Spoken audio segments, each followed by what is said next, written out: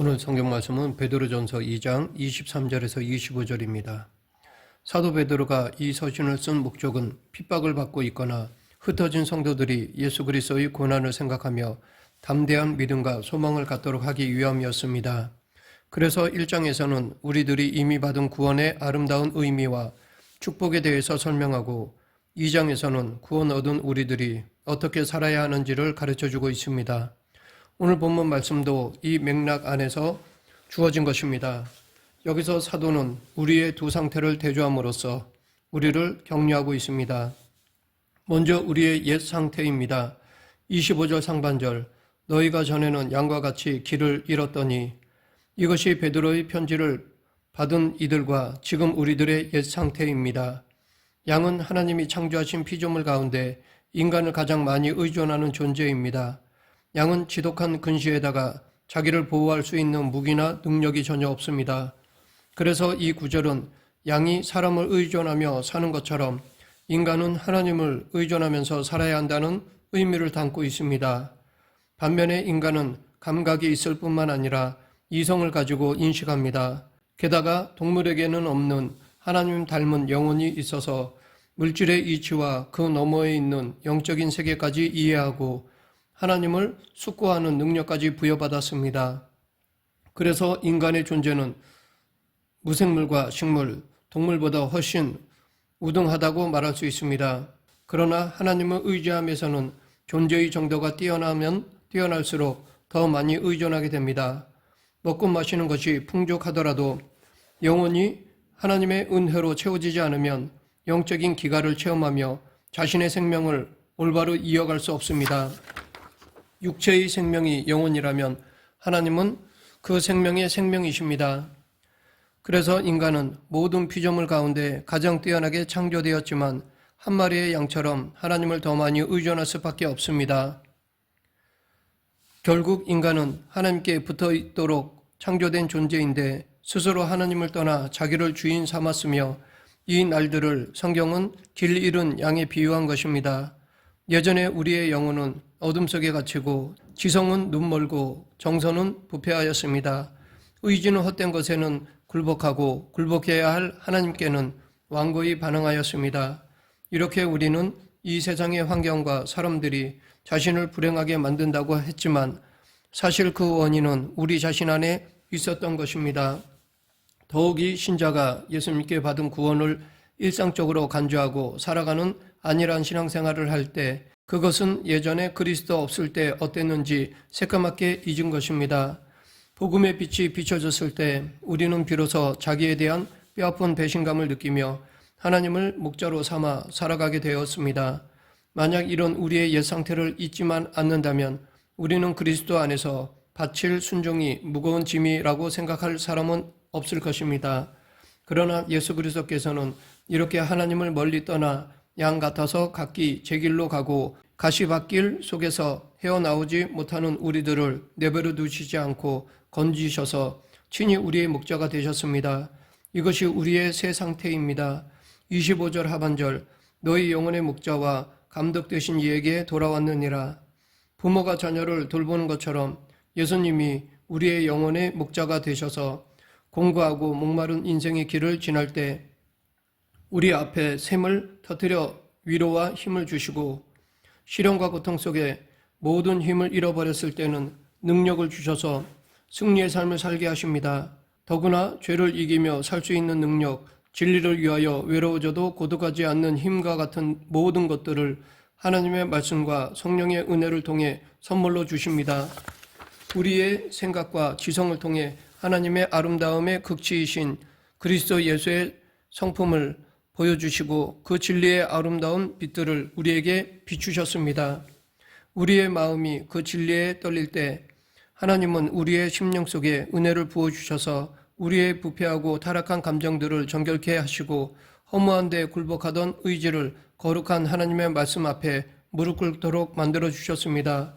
우리가 기도하고 충만한 은혜의 삶을 살 뿐만 아니라 때로는 우리의 힘으로 도저히 극복할 수 없는 시련과 난관, 죄책감의 구렁에서도 우리에게 손을 내미셨습니다. 예수님을 믿고 살아온 과거를 돌아보면 주님이 주시지 않은 것이 무엇이며 우리에게 있는 좋은 것들 중에 주님으로부터 오지 않은 것이 무엇입니까? 그런데 우리는 이 세상에서 얼마나 예수님의 구원의 은혜에 대하여 감사하고 있습니까? 어둠 가운데 살았던 지난 날들이 하나님 앞에 깊이 회상될수록 우리는 주님과 함께 동행하는 날들을 말할 수 없는 감격으로 다가올 것입니다. 그렇게 주님과 함께 동행하는 가운데 때로는 우리가 죄와 부패 환경의 깊음 속에서 고통받고 영혼의 갈급함을 경험한다고 할지라도 그것은 먼저 우리의 입맛을 쓰게 함으로써 이후에 부어주실 은혜로 인하여 우리의 마음이 하나님의 감미로움을 알게 하시기 위한 하나님의 준비일 것입니다. 그렇게 우리를 너무나도 사랑하셔서 자기의 외아들을 이 세상에 보내시고 수시로 주님을 배반하고 주신 바 은혜를 이 세상의 정욕과 바꾸기 좋아하는 우리들을 변함없이 붙들어 주셨습니다. 예수님은 우리 영혼의 목자입니다. 뿐만 아니라 예수님은 우리가 하나님 앞에 어떻게 살아야 하는지도 가르쳐 주셨습니다. 그래서 우리가 마음을 열고 예수님의 말씀에 귀를 기울이는 동안 그때가 언제이든지 하나님의 말씀 안에서 위로와 힘을 얻고 새로운 능력을 경험합니다. 도저히 이길 수 없는 것 같은 싸움과 견딜 수 없는 것 같은 불같은 시련인데도 예수님은 불을 끄거나 시련을 물러가게 하심으로써가 아니라 우리 안에 있는 성령님으로 말미암아 강하게 하십니다. 그리고 아무 공로 없는 우리를 붙드셔서 생명과 사랑을 주셨습니다. 이 모든 것들이 우리가 누리고 있는 복된 상태입니다. 그렇다면 그렇게 비참한 옛 상태에서 이토록 복된 상태에 이르기까지 도대체 무엇이 있었을까요? 오늘 본문에서 사도 베드로는 그리스도의 십자가의 고난이 그 복의 이유라고 선포하고 있습니다. 24절 상반절 친히 나무에 달려 그 몸으로 우리 죄를 담당하셨으니 예수님은 죄와는 관계가 있으실 수도 없는 분이십니다. 그럼에도 마치 죄인처럼 저주를 받아 강도들과 함께 나무에 매달리셨습니다. 모든 백성들의 저주와 조롱거리가 되었습니다. 이 일을 사람들이 정죄하여 나무에 매달았다고 생각했지만 사실은 하나님께서 그리스도를 십자가에 못 박으심으로 죄와 상관없는 예수님을 죽이시고 죄와 관계 있는 우리들은 살게 하도록 하신 것이었습니다. 즉 하나님께서 그리스도를 사랑하지 않으셨기 때문이 아니요 우리를 너무나 사랑하셨기 때문에 자기의 독생자를 우리를 위한 화목제물로 주신 것입니다. 그런데 우리가 무엇 때문에 처음 받았던 그 놀라운 하나님의 은혜와 사랑에서 멀어졌습니까? 바로 그리스도께서 우리를 위해 십자가를 지시고 고난당하신 것을 잊었기 때문입니다. 거룩한 십자가의 고난의 의미에 우리의 마음이 묶이지 않았기 때문입니다. 예수님을 사랑하는 마음이 사라지고 우리의 마음이 십자가 사랑의 싸늘이 식을 때 우리는 그렇게 기뻐하던 하나님의 말씀을 따르는 삶이 힘겹게 느껴지기 시작했고 매일 우리의 지성을 채우던 진리의 빛이 부담스러워지기 시작한 것입니다. 그렇다면 그리스도의 십자가의 고난의 목적은 속죄였지만 구체적으로 그 이유는 무엇입니까? 베드로 사도는 이 고난의 이유를 두 가지로 설명하고 있습니다. 21절 상반절 너희를 위하여 고난을 받으사 너희에게 본을 끼쳐 그 자취를 따라오게 하려 하셨느니라. 예수님은 당신의 삶으로 우리에게 본을 보여주셨습니다. 예수님이 보이신 본은 오늘 본문 22, 23절에서 말하고 있습니다. 죄를 범치 아니하시고 그 입에 거짓도 없으시며 욕을 당하시되 맞대어 욕하지 아니하시고 고난을 당하시되 위협하지 아니하시고 오직 공의로 심판하시는 이에게 부탁하시며 이렇게 당신이 가신 길을 우리로 하여금 가도록 본이 되게 하신 것입니다. 존 칼빈은 우리에게도 십자가가 있다고 가르쳐 주었습니다. 물론 이 십자가는 주님이 지신 그 십자가는 아닙니다.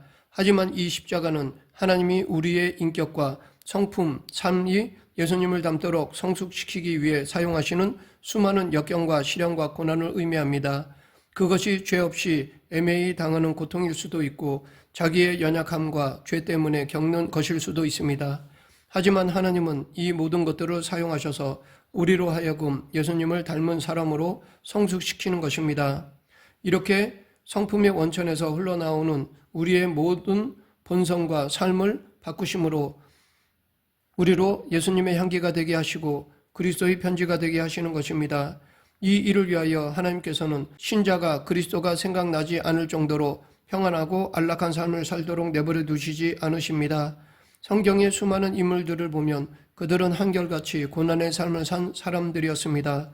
그래서 이 세상에서 섬기고 살지만 이 세상의 것들 때문에 그것들을 위하여, 그것들을 소유하기 위하여 섬기는 것이 아니라 그리스도를 바라보고 하나님을 의지한 것입니다.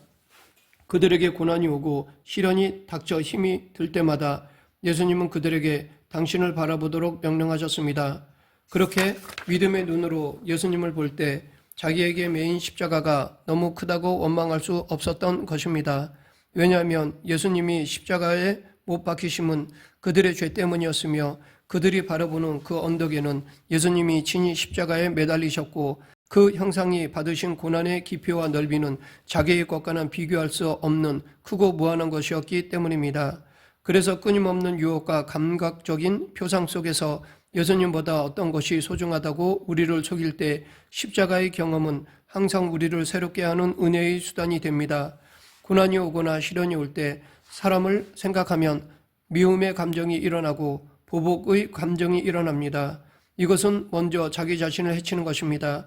그래서 우리가 예수님을 믿으면 진리를 따라 살 때 고난이 있고 쓰라린 슬픔이 있더라도 우리는 예수님의 주권을 믿어야 합니다. 인간의 본분은 그 모든 일들이 하나님의 큰 경륜 안에 있다는 것을 믿고 불평과 불만을 버리고 주님 한 분을 바라보며 사는 것입니다. 그러면서 우리들의 믿음의 길을 헤치며 살아갈 때 우리는 그리스도 예수의 자취를 따르게 되고 그로 말미암아 예수님을 닮은 사람이 되어가는 것입니다. 계속해서 사도가 말하고 있는 고난의 목적은 다음과 같습니다. 오늘 본문 24절 중반절, 이는 우리로 죄에 대하여 죽고 의에 대하여 살게 하려 하심이라. 죽은 자는 말이 없고 반응할 수도 없습니다. 산 자는 그 반대입니다. 그래서 이 구절은 죄가 우리를 유혹하고 자극할지라도 그 죄에 대해서는 죽고 의에 대해서는 살아 있어서 하나님의 뜻대로 사는 일에 생명력을 발휘하라는 의미입니다. 죄가 우리 가운데 역사할 때마다 그리스도 예수가 십자가에 죽으심이 바로 내 안에 있는 이 죄 때문이라는 사실을 깨닫습니다. 우리는 예수 그리스도를 때리고 모욕한 이 세상의 손과 악수할 수 없습니다. 그래서 그리스도의 고난을 우리 자신의 실제화하며 그리스도의 십자가의 죽음의 현재적인 체험 속에서 살 때 우리는 죄된 마음을 버리고 예수님께로 가까이 갈 수 있는 것입니다. 그리고 그 놀라운 은혜에도 불구하고 더 주님을 닮지 못하는 것에 죄송스러운 마음을 갖게 되는 것입니다. 바로 여기서 남을 나보다 낮게 여기는 사람이 싹트고 극악한 악인이나 죄인에게도 복수를 꿈꾸지 않게 되는 것입니다. 우리는 예수 그리스도께서 공의로우시고 심판하시는 하나님 아버지께 영혼까지 의탁하셨던 것을 본받아 주님을 향한 절대 의존의 마음으로 살아야 합니다. 그렇게 우리가 그리스도와 함께 충분히 죽을 때 다시 살아나는 새 사람을 봅니다. 날마다 그 은혜의 힘을, 강건함을 더해가는 속사람을 봅니다. 신령한 말씀을 배우며 세월이 흐르면서 우리의 겉사람은 후퇴하나 속사람은 날마다 강해지고 그 고난의 목적에 부합하는 삶을 살게 되는 것입니다. 말씀을 맺겠습니다. 예수님이 십자가에 달리심은 우리를 구원하시고자 하며 우리로 하여금 그 사랑을 알고 진리를 따라 살도록 하기 위해서입니다. 그러므로 우리는 살아가면서 나태함과 무분별함, 부주의함, 마음을 지키지 못하여 죄를 지었다면 예수 그리스도의 고난과 죽으심을 묵상해야 할 것입니다. 여기에 우리의 진정한 행복과 참된 삶이 있습니다. 우리 모두 구원 얻은 자로서 예수님을 묵상하며 십자가의 길, 의의 길을 걸어가는 성도가 되길 간절히 축원합니다. 기도하겠습니다. 사랑과 은혜가 풍성하신 하나님 아버지, 예수님이 지신 십자가의 의미를 온전히 깨달아 십자가 정신으로 살아가는 성도가 되게 하여 주시옵소서. 예수님 이름으로 기도드립니다. 아멘.